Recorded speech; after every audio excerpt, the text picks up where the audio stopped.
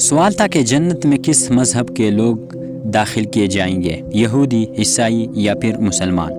اس سوال کے جواب کے لیے تینوں مذاہب کے علماء کو مدعو کیا گیا۔ مسلمانوں کی طرف سے بڑے عالم امام محمد عبدہ، عیسائیوں کی طرف سے ایک بڑے پادری اور یہودیوں کی طرف سے ایک بڑے ربی کو بلا کر ان کے سامنے یہی سوال رکھا گیا: جنت میں کون جائے گا، یہودی، عیسائی یا پھر مسلمان؟ مسلمانوں کی طرف سے امام محمد عبدہ نے کھڑے ہو کر ایسا مدلل جواب دیا کہ محفل میں بیٹھے تمام ناقضین کے ساتھ عیسائی، پادری اور یہودی ربی اپنا سا منہ لے کر رہ گئے اور بغیر کوئی جواب دیے خاموش سے اٹھ کر چلے گئے۔ آپ کا جواب مختصر، جامع، معقولیت سے بھرپور، ادب و احترام کے ساتھ رواداری کی عمدہ مثال اور حکمت و دانائی کا مرقع تھا۔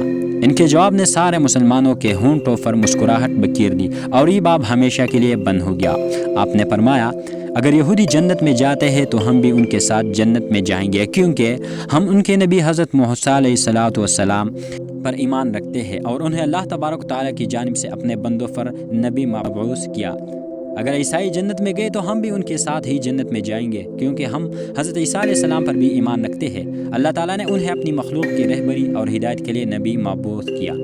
لیکن اگر مسلمان جنت میں گئے تو ہم صرف اللہ جل شانہ کی رحمت کے ساتھ اکیلے ہی جنت میں جائیں گے، ہمارے ساتھ کوئی یہودی اور عیسائی نہیں جائیں گا، کیونکہ انہوں نے ہمارے نبی اکرم صلی اللہ علیہ وسلم کو نہیں مانا اور نہ ہی ان پر ایمان لائے ہیں۔